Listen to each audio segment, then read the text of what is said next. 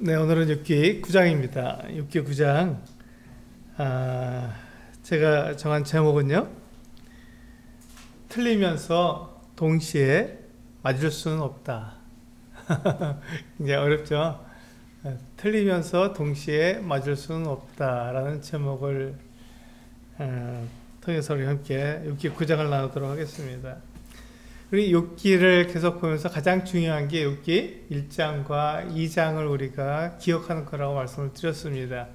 네, 그렇습니다. 욥기는 1장과 2장을 우리가 알지 못하면 하늘에서 그 하나님과 이 사탄과의 대화를 알지 못하면 우리 욥기를 오해할 수밖에 없습니다. 도대체 무슨 말인지 잘 이해할 수가 없습니다.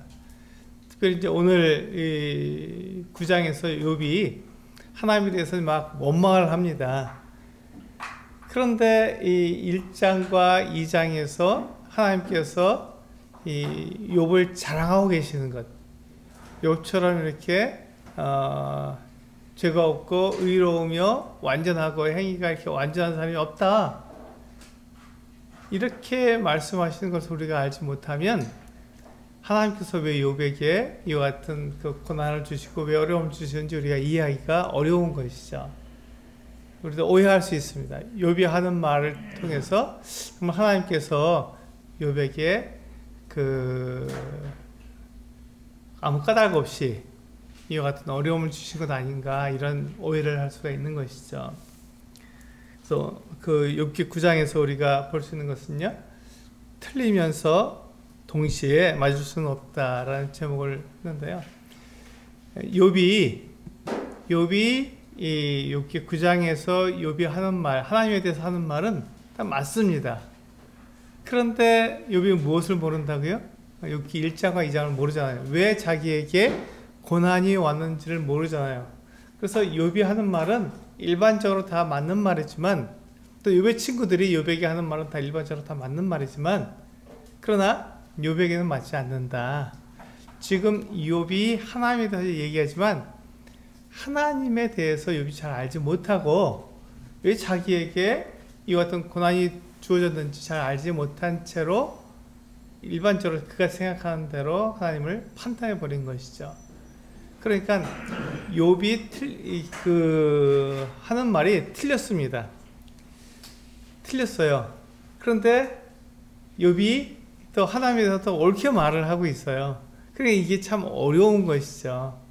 이해하기가 참 어렵습니다. 그럼에도 불구하고 욥기 1장과 2장을 우리가 알게 되면, 지금 욥이 하나님을 오해하고 있구나. 하나님 그런 의미에서 욥에게 고난을 주신 것이 아니고 하나님의 영광을 위해서 또 욥을 자랑하기 위해서 그와 같은 고난을 주신 것인데, 그 고난의 의미를 잘못 알고 있구나 라는 것을 우리는 이 욥기 9장을 통해서, 욥기를 전체를 통해서 우리가 그걸 알 수 있습니다. 욥도 마찬가지로 욥기 1장과 2장을 알지 못하기 때문에 하나님을 오해하는 것이죠. 우리 한번 욥기 9장 1절에서 4절까지 한번 읽어볼까요? 네, 욥기 9장 1절에서 4절까지 같이 읽겠습니다. 시작. 욥이 대답하여 이르되 진실로 내가 이 일이 그런 줄을 알거니와 인생이 어찌 하나님 앞에 의로우랴. 사람이 하나님께 변론하기를 좋아할지라도 1000마디에 한마디도 대답하지 못하리라. 그는 마음이 지혜로우시고 힘이 강하시니 그를 거슬러 스스로 완악하게 행하고도 형통할 자가 누구이랴. 그래서 보시면 이제 2절에 보시면 진실로 내가 이 일이 그런 줄 알거니와, 이렇게 말하는 것은 지금 8장에서 빌다시 하나님은 공의로우시다, 정의로우시다, 이렇게 말하는 것이 맞다고 얘기하는 것입니다. 우리 한번 볼까요? 8장 3절이죠. 욥기 8장 바로 앞에는 8장 3절에서 빌다시 욥에게 하나님은 정의로우신 분이야, 하나님 공의로우신 분이야, 이렇게 얘기하고 있습니다. 다시 한번 읽어볼까요? 8장 3절. 네, 시작. 하나님이 어찌 정의를 굽게 하시겠으며 변능하신 이가 어찌 공의를 굽게 하시겠는가, 이렇게 말하고 있잖아요. 이 말을 들었을 때 욥이 맞아, 하나님은 정의로우신 분이야. 하나님은 공의로우신 분이야. 누가 그것이 아니라고 말을 하니? 이렇게 이제 이야기하는 것입니다. 그런데 욥이 생각해 보니까 하나님의 그 공의로우신 분, 하나님의 그 정의로우신 분, 하나님의 거룩하심, 이것과 욥의 무지함이 탁 만났는데, 그렇다면 욥이 죄가 없고 하나님 앞에 깨끗하게 살려고 노력했다면 하나님께서 욥에게 복을 주셔야 되는데, 지금 욥은 징계를 받고 있잖아요. 고난을 당하고 있잖아요. 그러니까 그걸 이해가 안 되는 거예요. 한 가지 욥이 아는 것은 뭐냐면 자기가 죄를 짓지 않았다는 것이죠. 물론 욥이 잘못을 하지 않았다는 말이 아닙니다. 그렇지만 욥이 죄를 지었고 욥이 잘못을 했을지언정 그가 제사를 드렸기 때문에, 그 아들들의 제사를 드렸고 그의 자신을 위한 제사를 드렸기 때문에 그건 깨끗한 거죠. 하나님 앞에서 하나님 앞에 그가 해야 될 모든 일들을 다 했기 때문에 그건 깨끗한 겁니다. 욥이 깨끗함에도 불구하고, 그럼에도 불구하고 하나님 앞에 자기가 이렇게 나아갔을 때 왜 하나님이 자기를 벌하시냐는 것이죠. 왜 하나님께서 그에게 고난을 주시냐는 것입니다. 욥이 그것을 이해할 수가 없습니다. 가만히 생각해 보니까 하나님이 어떤 분이라고요? 네, 사람들이 생각하는 것처럼, 우상을 생각하는 것처럼 하나님은 괴팍한 분이야, 이렇게 생각한 거죠. 그렇지 않고는 하나님께서 이 깨끗한 자기를 이렇게 고난을 주실 수 없다라고 생각한 거예요. 그래서 하나님이 공의롭고 정의로우시지만, 그게 분명하지만, 그런데 이상하게 나에게는 그렇게 하지 않으셨어. 근데 하나님이 전능자니까 당신께서 하신 것을 누가 막을 수 있겠냐. 그러니까 하나님께서 하신 일은 다 오라. 그런데 나에게는 맞지 않아. 그러니까 틀리면서 동시에 맞는 거죠. 근데 그게 어떻게 있을 수 있냐, 이렇게 얘기하는 것입니다. 욥이 굉장히 곤란한 것이죠. 근데 우리에게도 이런 일이 일어나지 않습니까? 하나님을 이해할 수가 없을 때가 있는 거예요. 하나님 도대체 왜 이런 일을 행하시는지 우리가 잘 알지 못하고, 하나님, 내가 고통당할 때 하나님 어디 계십니까? 하나님 내 아픔을 아십니까? 이런 넋두리 비슷한 그 같은 외침을 하나님께 우리가 할 수 있는 것이죠. 나는 깨끗하고 하나님 거룩하시면 그러면 이런 고난이 없어야 되는데 왜 이런 고난이 나에게 있습니까? 라고 하나님께 우리가 말할 수 있는 것이, 말씀드릴 수 있는 거예요. 그때 욥이 하나님께 그와 같이 이야기하고 있거든요. 하나님, 정말 이건 이해할 수가 없습니다, 하나님. 이렇게 이야기하고 있는 겁니다. 그런데 그때 하나님께서 이 욥에게 지금 자기를 나타내주고 계신 거죠. 우리 욥기를 통해서 하나님은 욥에게 하시는 그 모든 일들이 하나님의 그와 같은 고난에 대한 하나님의 특별한, 우리가 생각하지 않은 의미가 있다라고 하는 것을 말씀해 주시는 것이죠. 그래서 그 의미를 알아야 되는 것이죠. 그래서 이제 욥이 하나님을 오해하고 있는데요. 이 지금 욥에게 온 이와 같은 고난이 과연 어떻게 된 것인가, 이렇게 고민하고 있잖아요. 우리 이 부분을요, 사무엘하 24장 1절을 보시면 비슷한 내용이 나옵니다. 다윗에 대한 얘기인데요. 그 앞에 보시면 사무엘하 24장 1절입니다. 사무엘하 24장 1절.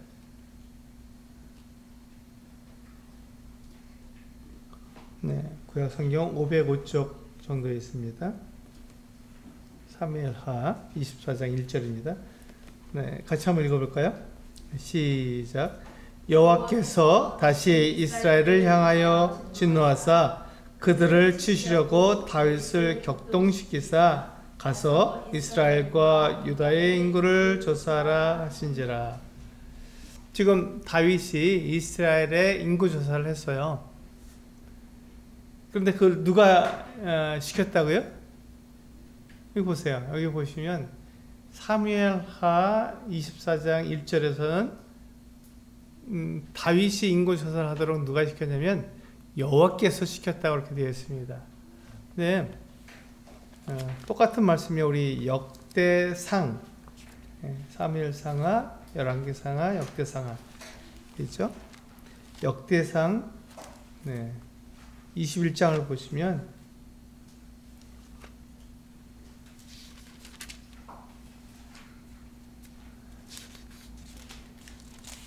역대상 21장 1절입니다.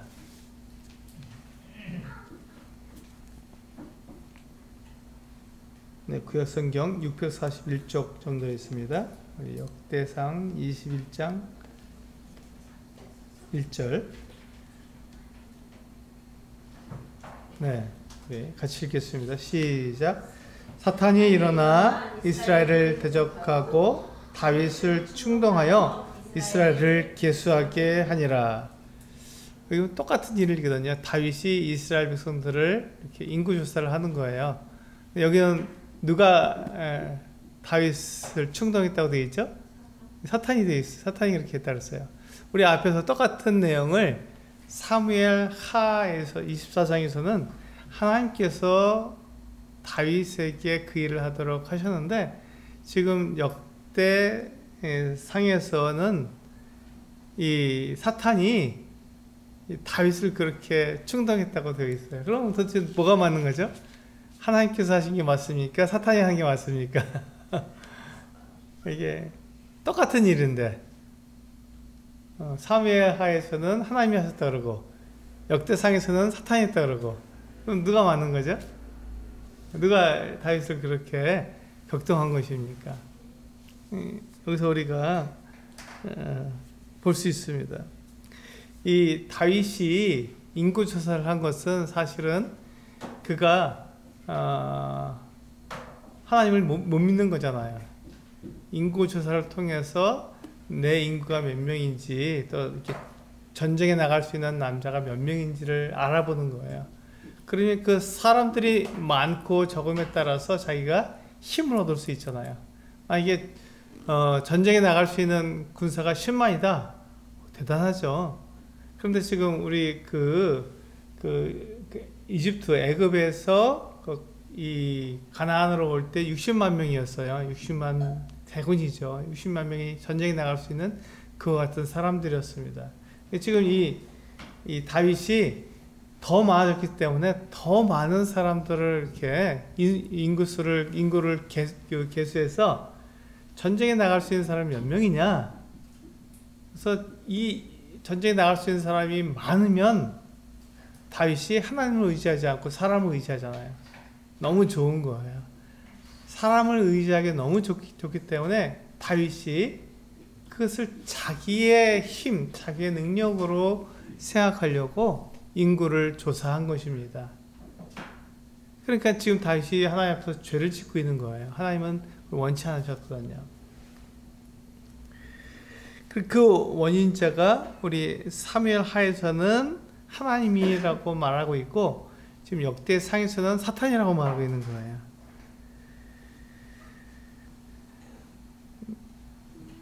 지금 이 사무엘 하와 역대상은요, 어떤 일이 일어날 때 그 일을 주장하시는 분이 누구라고요? 하나님이라는 거예요. 하나님께서 사탄도 사용하실 수 있다는 것이죠. 사탄을 통해서 하나님의 일을 하시는 거예요. 하나님의 뜻, 하나님의 계획을 이루기 위해서 하나님께서 사탄도 사용하십니다. 그래서 지금 이 욥을 욥에게 하나님께서 욥을 자랑하시고 욥처럼 그렇게 의로운 사람이 없다 이렇게 말씀하실 때, 사탄이 와서 아니라고 얘기할 때 사탄을 사용하시거든요. 네가 가서 그러면 욥에 있는 재산을 다 빼앗아 봐라 이렇게 말씀하시거든요. 그리고 두 번째로 사탄이 또 와서 욥이 하나님께서 욥을 갖다가 지키시고 보호하시고 그의 생명을 지켜주시니까 그가 그렇게 하는 것 아닙니까? 이렇게 말할 때 하나님께서 그러면 네가 가서 욥에게 있는 건강도 다 뺏어라 다만 그의 목숨만은 건드리지 말아라. 이렇게 말씀하시는 거예요. 그러니까 하나님께서는 이 사탄도 하나님의 피조물이에요.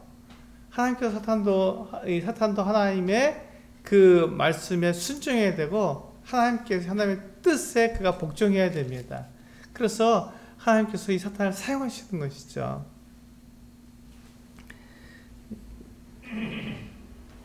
그래서 사탄이 하나님에게서 이렇게 분리된 독립된 존재나 그런 건 아니라는 것입니다. 이 사탄이 하나님께 속해 있는 거예요. 그래서 하나님께서 사탄이 하나님의 뜻에 굴복하지 않을 때 어떻게 하죠? 그를 사탄을 추종하는 자들을 붙잡아서 무정에다 집어넣고 또 불과 유황으로 타는 불못에 던져 넣으시는 것이죠. 그렇게 할 수 있는 이유가 무엇이죠? 이 사탄이 하나님의 뜻에 복종하지 않았기 때문에 그를 그렇게 벌하실 수 있는 분이 하나님이시라는 거죠. 우리가 사탄을 벌할 수 있나요? 우리는 그렇게 그럴 권한이 없고 능력도 없습니다. 근데 하나님은 사탄을 창조하신 분이기 때문에 그 주의 뜻에 맞지 않았을 때 사탄을 벌할 수 있는 그 같은 분이라고 분명하게 말씀하고 있는 것이죠. 그래서 이제 그렇지만 욥은 하나님을 생각했을 때 하나님이 마치 하나님이 의롭다 하는 것이 거짓처럼 보였어요. 거짓말처럼 그렇게 느껴졌다고요. 왜 그렇죠? 자기가 의롭잖아요. 자기가 죄를 짓지 않았는데 자기가 지금 고난을 받고 있잖아요. 그러니까 하나님이 잘못하고 계시다라고 생각하는 거예요.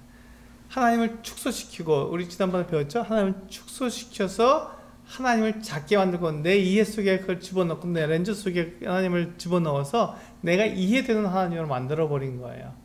근데 하나님을 이해하려다 보니까 나는 욥이 분명히 알고 있는 건 욥은 죄를 짓지 않고 깨끗하기 때문에, 그렇다면 누가 잘못된 거예요? 하나님이 잘못된 거죠. 그래서 지금 이렇게 이야기하고 있는 겁니다. 내가 하나님이 의롭고 정의로운 건 내가 안다. 그런데 나에게는 하나님이 잘못하셨어. 이렇게 얘기하고 있는 거죠.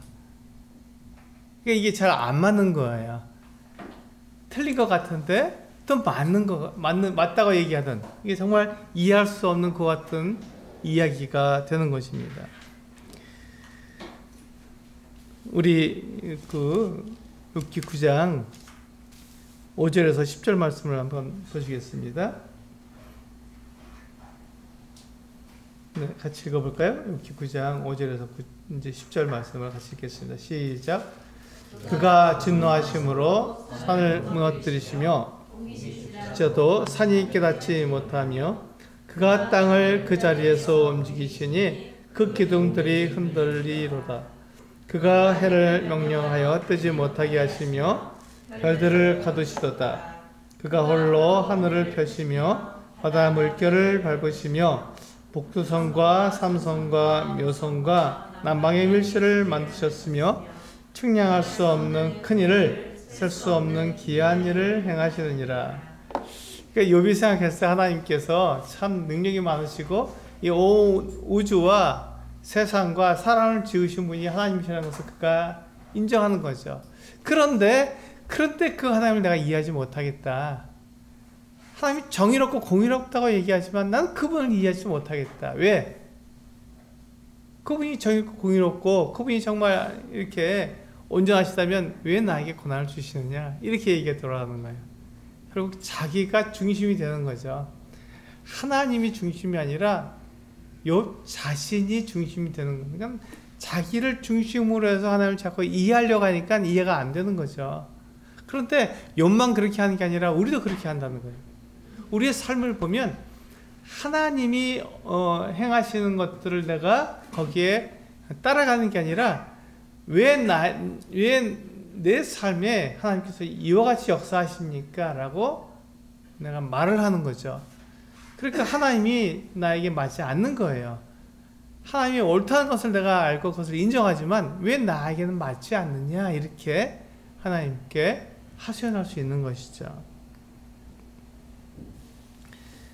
이 말씀을 본문, 우리가 방금 읽은 욥기 9장 5절에서 10절 말씀을 보면 하나님은 굉장히 질서 있는 그 같은 하나님처럼 보이는데, 자기가 욥은 질서 있게 생활했잖아요. 살았잖아요, 그렇게. 그래서 혹시 모르니까 생일 잔치를 벌인다 해도 제사를 드렸고, 그가 어떻게 하든지 그가 깨끗하게 살려고 또 가난한 사람들에게 돕고 또 자기에게 묻는 사람들에게 하나님을 알려주고 이와 같은 삶을 살았다고요. 그렇게 질서 있게 아주 딱 정말 깨끗한 삶을 사는 게 욥이에요. 그런데 그 욥의 삶에 지금 이해할 수 없는 일들이 생겼잖아요.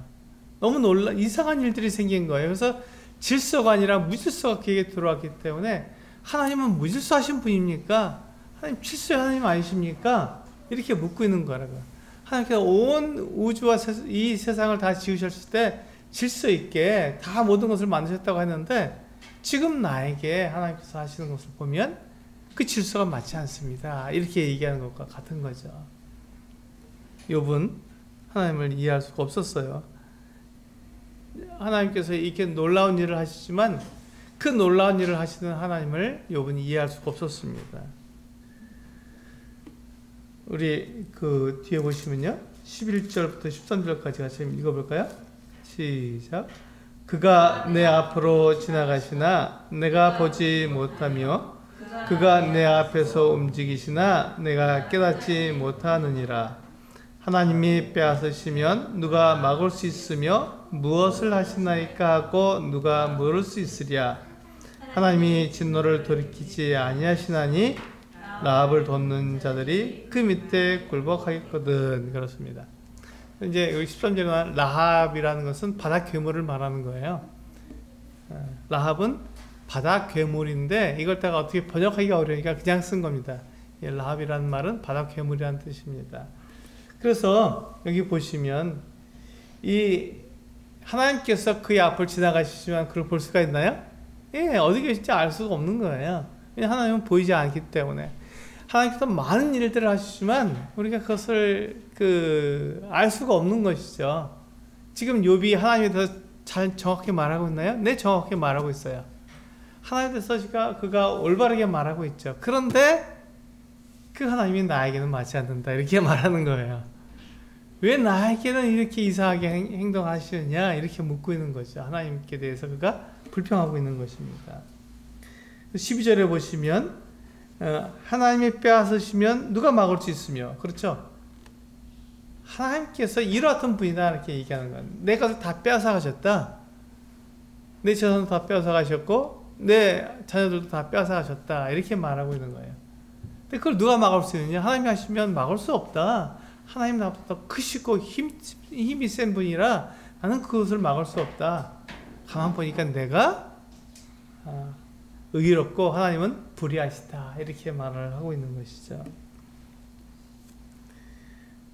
지금 욥의 마음을 한번 읽어보죠. 욥이 옳으냐 그르냐가 아니에요. 지금 욥의 마음이 어떠한 마음이냐 하는 것이죠. 욥이 이렇게 말하는 그 이유가 뭐냐는 걸 우리는 생각해 봐야 합니다.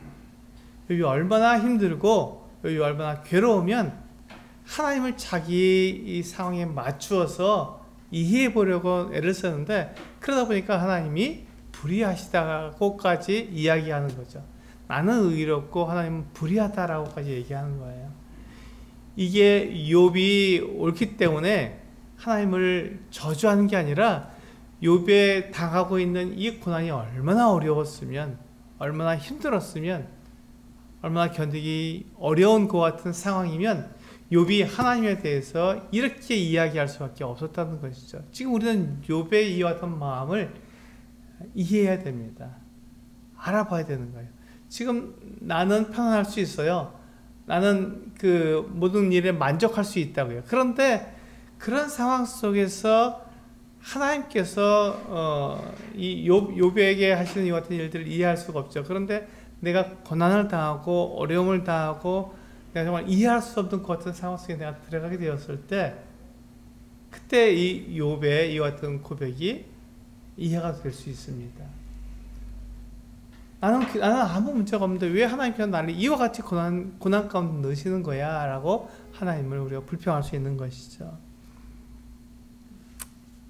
한번 우리 14절부터 20절까지를 보시면 욥이 이제 자기 자신이 의롭다는 얘기를 하고 있습니다. 한번 읽어보시겠습니다. 14절부터 20절까지 시작. 하물며 내가 감히 대답하겠으며 그 앞에서 무슨 말을 택하랴. 가령 내가 의로울지라도 대답하지 못하겠고 나를 심판하실 그에게 간구할 뿐이며 가령 내가 그를 부르므로 그가 내게 대답하셨을지라도 내 음성을 들으셨다고는 내가 믿지 아니하리라.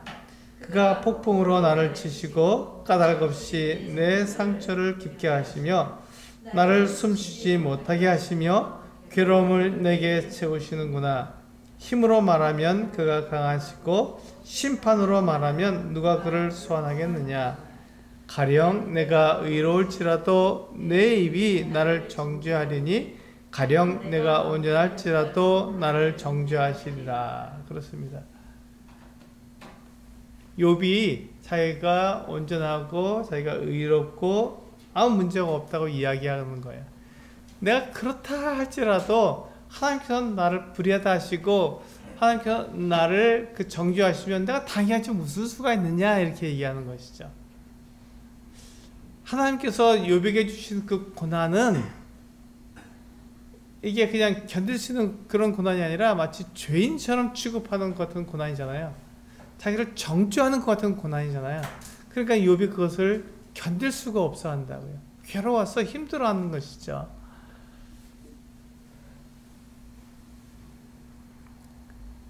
그런 상황 속에서 욥이 하나님께 그같이 고백하고 있는 거예요. 욥이 의롭지만 그 의로운 것이 무슨 소용이 있습니까? 아무 소용이 없는 거잖아요. 그것이 중요하지 않죠. 지금 이 법정에 나갔는데 이 법정에서는 힘이 센 사람이 정이잖아요. 하나님이 힘이 세시고 나는 힘이 없으니 욥은 힘이 없으니 하나님이 그 힘으로 그 능력으로 욥을 이기신다. 하나님께서 말씀하시면 그거 법이지 뭐 이렇게 얘기하는 거죠. 그러면서 욥은 하나님께서 불의하시다고 얘기하는 거예요. 나는 아무리 생각해도 내가 죄를 진 적이 없는데 하나님께서 나에게 고난을 베푸신다면 하나님은 불의하신 거야. 이렇게까지 이제 나가는 것입니다. 아주 그 욥의 마음이 어떠한 마음인지 우리 생각해보고 욥을 정죄하기보다는 욥의 마음, 욥의 상황이 어떤지를 우리는 알아봐야 되는 것이죠. 우리 욥기 21장 9장 21절에서 24절까지 한번 다시 한번 읽어볼까요? 지금 이거 욥기 9장은 전체가 욥이 하나님께 대해서 이야기하는 거기 때문에 우리가 읽어보면 좋습니다. 그래서 제가 읽는 거니까 21절부터 24절까지 같이 읽겠습니다. 시작. 나는 온전하다마는 내가 나를 돌아보지 아니하고 내 생명을 천히 여기는구나. 일이 다 같은 것이라. 그러므로 나는 말하기를 하나님이 온전한 자나 악한 자나 멸망시키신다 하나니 갑자기 재난이 닥쳐 죽을지라도 무죄한 자의 절망도 그가 비웃으시리로다. 세상이 악인의 손에 넘어갔고 재판관의 얼굴도 가려졌나니 그렇게 되게 하니가 그가 아니시면 누구냐. 네, 여기서 보시면 지금 욥이 하나님께 대해서 하나님 불의하시다는 것을 이야기할 때 뭐라고 얘기하냐면 이렇게 얘기합니다. 네, 22절에서 보면은 하나님이 온전한 자나 악한 자나 다 멸망시키신다는 것이죠. 그럼 온전한 자가 또 이 악한 자가 무슨 차이가 있냐는 거예요. 23절에서 보시면 갑자기 재난이 닥쳐서 죽는데 무죄한 자의 그 절망도 그가 비웃으신다. 아무 죄가 없는데 그가 갑자기 재난을 당해서 죽는 거예요. 그럼 그가 무지하고 죄가 없는 게 무슨 소용이 있냐는 것이죠.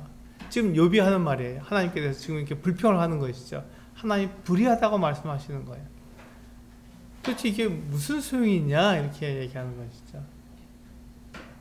지금 욥은 하나님에 대해서 그가 정확하게 말하는 것 같지만 그가 잘못 말하고 있는 거죠. 하나님을 그가 이해하고 있는 것처럼 말하지만 하나님을 이해하지 못한 것입니다. 하나님은 그렇게 불의한 분이 아니잖아요. 하나님은 선하신 분이고 하나님은 우리에게 그 선한 목자가 되어서 우리들을 인도하시는, 우리에게 가장 좋은 것을 주시는 것 같은 분인데, 욥은 지금 자기가 당하고 있는 고난 때문에 하나님을 축소시켰고 자기 이해 가운데로 넣어버린 거예요. 그러다 보니까 하나님이 불의한 데까지 나아갈 수밖에 없는 것이죠. 자기에게 맞추니까 하나님은 불의한 분이 되는 거예요. 내가 중심이 되면 하나님은 불의한 분이 될 수도 있다는 것이죠. 하나님이 중심이 되시고 내가 하나님을 섬겨야 되는데, 반대로 하나님께서 나를 도우시는 분, 나에게 그 은혜를 베푸시는 분으로 거꾸로 내가 중심이 되면 하나님이 내 렌즈에 들어와야 되기 때문에, 내 이해 속에 들어와야 되기 때문에, 그렇지 않은 그 하나님에 대해서 우리는 불의하시다 이렇게 말할 수 있는 것이죠.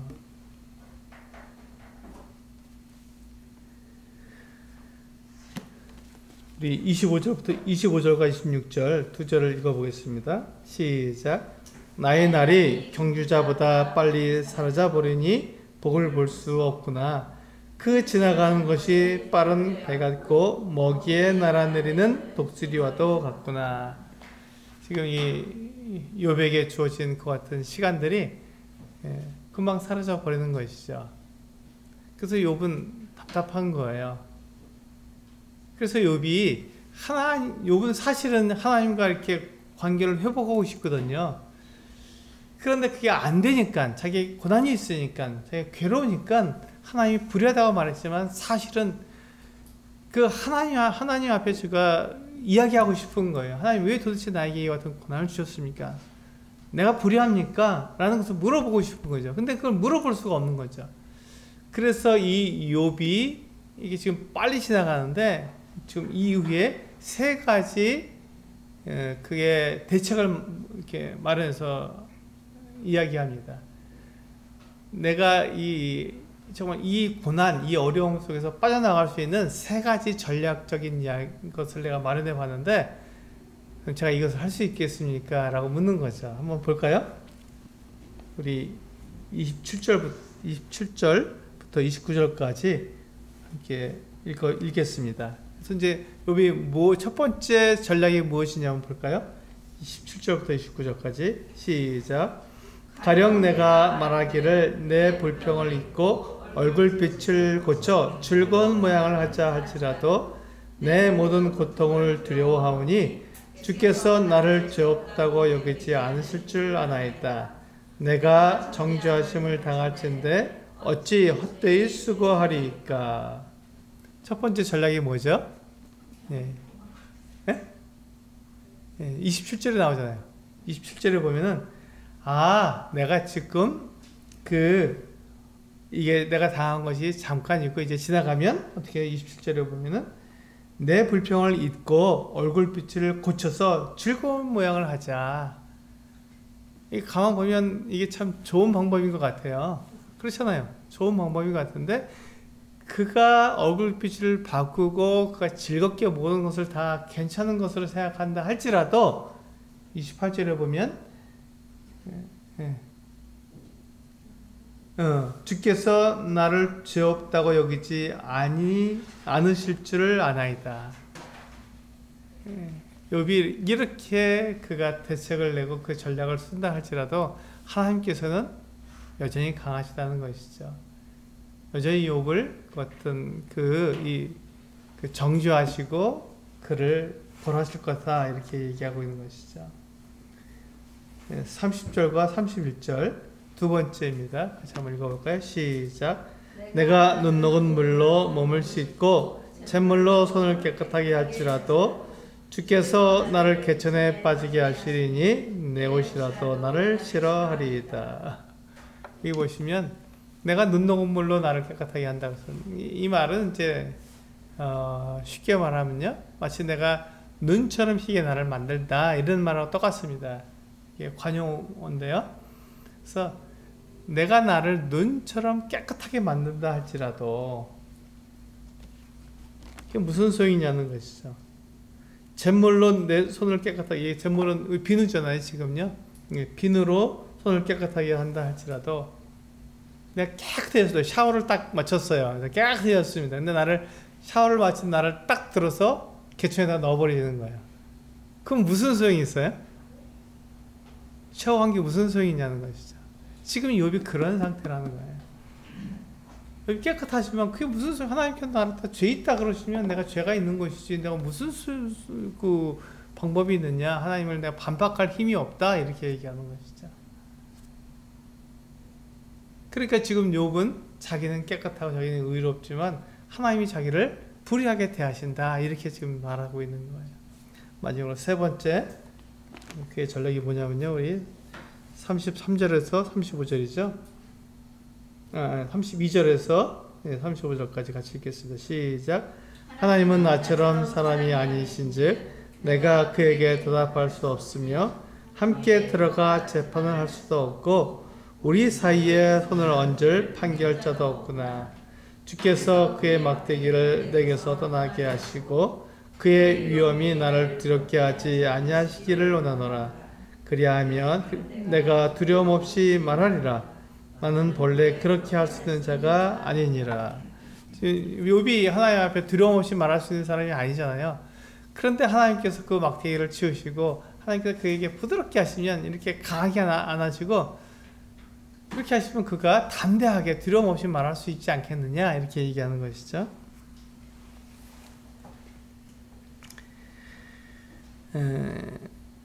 지금 욥은 하나님을 오해하고 있어요. 잘 보세요.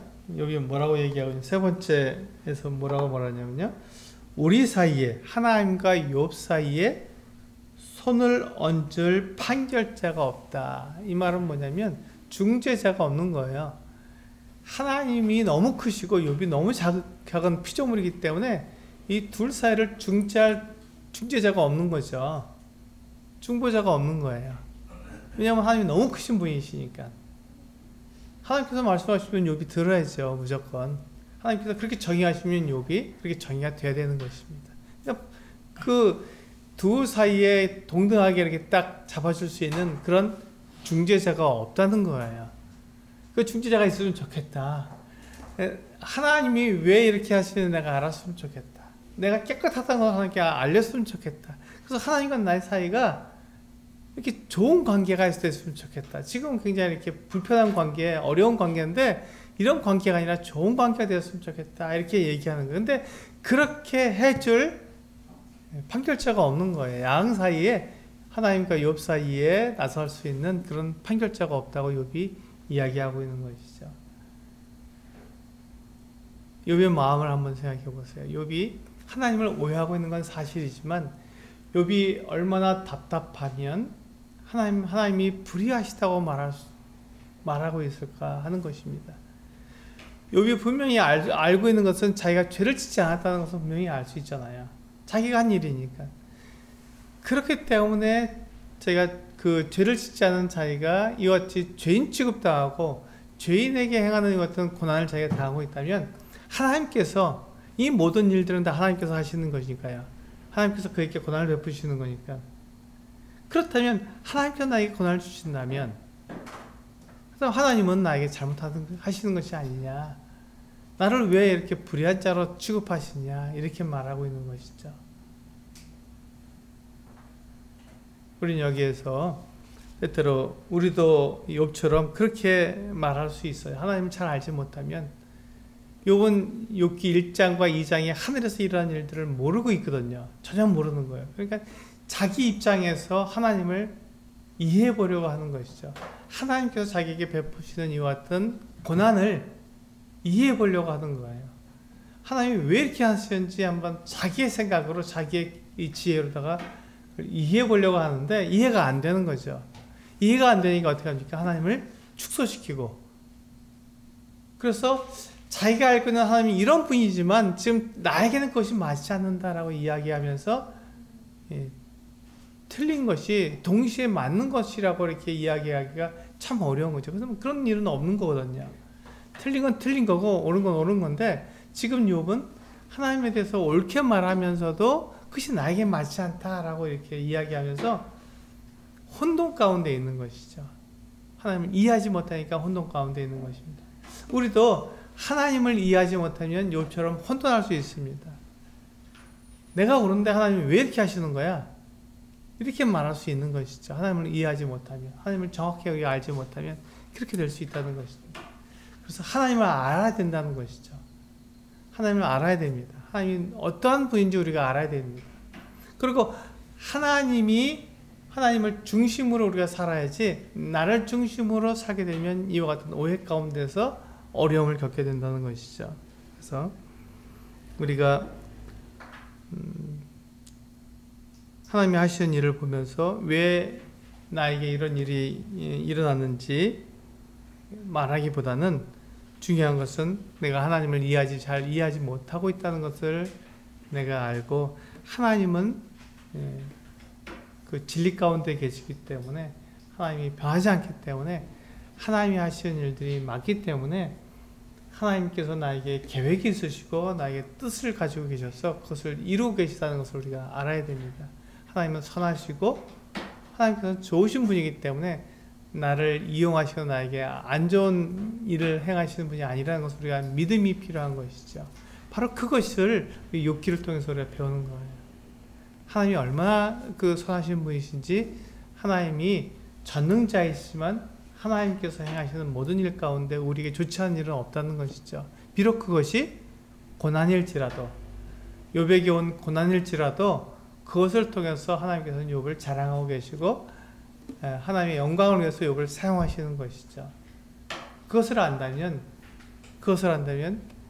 우리는 지금 욥이나 욥의 친구들처럼 하나님께서 하시는 일들을 오해하지 않을 수 있을 것입니다. 맨 마지막에 욥기 42장에 보면은 욥이 자기 입을 막고 하나님을 자랑하는, 하나님께서 하시는 일이 맞습니다, 내가 하나님을 참 오해했습니다 라고 고백하는 같은 장면이 나옵니다. 거기에 갈 때까지, 그 장면에 이르기까지 욥과 욥의 친구들은 계속해서 하나님을 오해할 거예요. 그런 오해가 이 세상에서 우리들에게 동일하게 이루어지고 있다는 것입니다. 그때 우리에게 필요한 것은 하나님을 온전하게 아는 것이죠.